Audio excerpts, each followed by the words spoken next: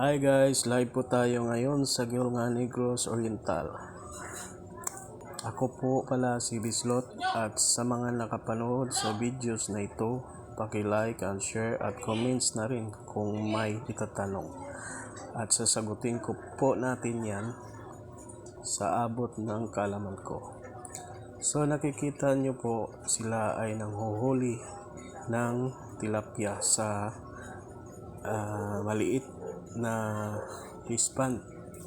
Ang pagkakaalam ko, bigay ito ng DE, Department of Agriculture, ang mga similya at ng tilapia, at ito ay binibigyan nila ang gustong mag-alaga nito, at may kasama itong pagkain ng isda.